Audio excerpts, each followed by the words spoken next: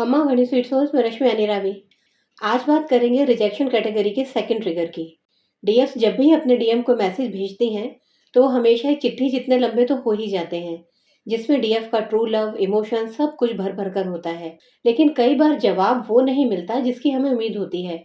सामने से जवाब आता है, अच्छा, हम, ओके। बस इतना सा जवाब और डीएफ का पूरा मूड खराब।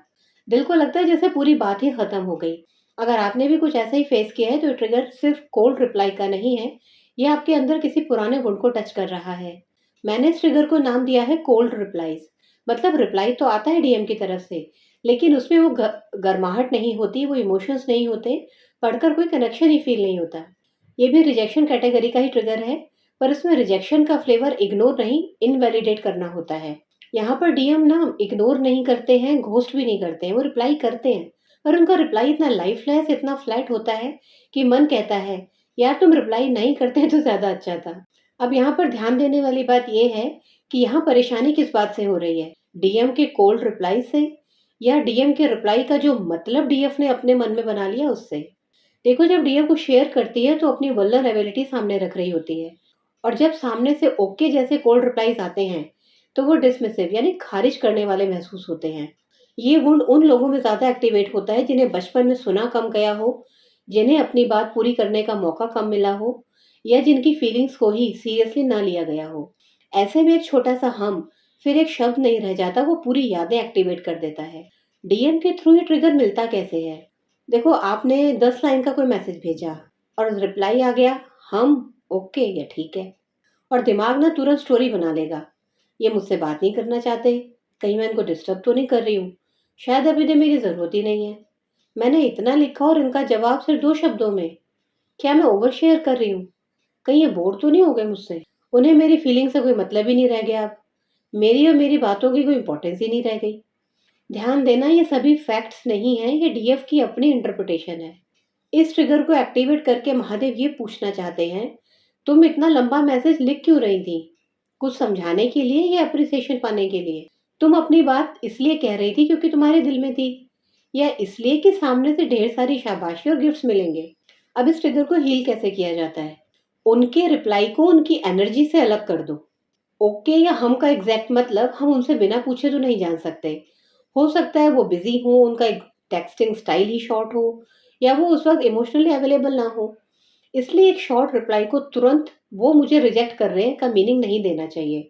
और ये बात बहुत इंपॉर्टेंट है कि हम डीएम के माइंड को रीड नहीं कर सकते। कोल्ड रिप्लाई आने पर आगे से अपनी शेयरिंग करना बंद मत करो।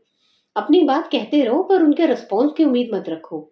जब आप कुछ शेयर करते हो तो उसके बाद खुद को बोलो, मैंने सही कहा, मेरी फीलिंग वैलिड है, चाहे सामने वाला कैसा भी रिप्लाई करे। जब भी ओके या हम जैसे शब्द ट्रिगर करते हैं तो बोलो, हे महादेव, मैं अपनी बात कह चुकी, अब उसका परिणाम और उसकी प्रतिक्रिया मैं आपको समर्पित करती हूँ। आपकी बात की वैल्यू उनके रिप्लाई की लेंथ में नहीं, आपकी बात की सच्चाई में है, आपके भोलेपन में है। आप अपनी फीलिंग्स को बिना किसी एक्नॉलेजमेंट के भी शेयर कर सकते हो, क्योंकि आपकी फीलिंग्स खुद में वैलिड है। अब चाहे कोई उन्हें हम करे या वाओ। अब डीएफ गलती क्या कर देती है कोल्ड रिप्लाई रिसीव करने के बाद? और ज़्यादा मैसेज करने लगेंगी, और ज़्यादा एक्सप्लेनेशन करने लगेंगी, बार बार पूछेंगी, गुस्सा हो गए क्या, मैंने कुछ गलत तो नहीं लिख दिया, तुमने ऐसा रिप्लाई क्यों दिया? एक तो पहले ही रिप्लाई मन मुताबिक नहीं आया है, और उसके ऊपर ढेर सारे मैसेजेस भेजकर खुद को दुखी कर लोगे। उसी समय बात को वहीं खत्म करना चाहिए, क्योंकि वो मोमेंट आपको ट्रिगर कर रहा है। आप उनसे जितना ज्यादा जवाब की उम्मीद करोगे उस टाइम, तो डीएम से वो पॉजिटिव रिस्पॉन्स नहीं मिलेगा जो आप सुनना चाहती हो। इसलिए थोड़ा सा रुक कर खुद को हील करने के बाद आप मैसेज भेजो, पर वो भी बिना अटैचमेंट के। वो ओके बोले तो आप भी ओके करके कन्वर्सेशन को खत्म मत करो। उनकी एनर्जी को कॉपी करना बिल्कुल जरूरी नहीं है, लेकिन यदि वो उसी तरीके से रिप्लाई दे रहे हैं तो थोड़ा रुकना ही ठीक रहेगा। हीलिंग का मतलब ये नहीं होता कि आप हर कोल्ड रिप्लाई को जस्टिफाई करना शुरू कर दो, नहीं।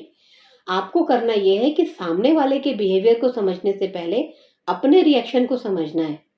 किसी के शब्द आपकी सेल्फ वर्थ डिसाइड नहीं कर सकते। अगर सामने वाला जेन्युइनली इमोशनली अवेलेबल ही नहीं है तो उस रियलिटी को भी देखना हीलिंग का ही पार्ट होता है। हीलिंग में ना रेड फ्लैग्स को स्पिरिचुअल लेसन बोलकर इग्नोर नहीं किया जाता। डिफरेंशिएट करना आपको सीखना पड़ेगा कि क्या आपके लिए रेड फ्लैग है और क्या आपका ट्रिगर है।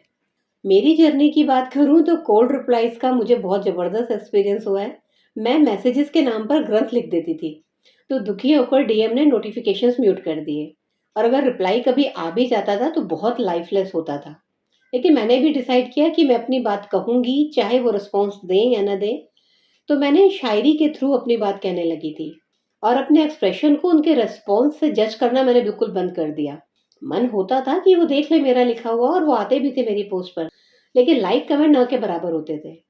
और सच कहूँ जब मैंने ऐसा किया तो कोल्ड रिप्लाईज़ ने मुझे ट्रिगर करना बंद कर दिया, क्योंकि मैं समझ गई थी कि उनके शॉर्ट रिप्लाई उनकी लिमिटेशंस हैं और उनसे शॉर्ट रिप्लाई महादेव ही करवा रहे हैं ताकि मेरा ट्रिगर एक्टिवेट हो और मैं उसको हील कर सकूँ।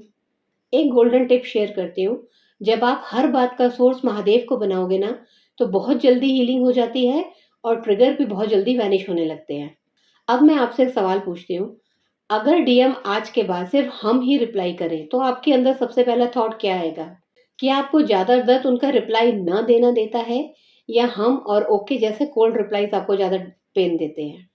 नेक्स्ट वीडियो में हम बात करेंगे रिजेक्शन कैटेगरी के थर्ड ट्रिगर के बारे में कि मिलने का प्लान बनने के बाद लास्ट मोमेंट पर कैंसिल क्यों हो जाता है और एक किस वुंड को ट्रिगर करता है। Till then keep watching my video, stay tuned. Ram Ram साहब।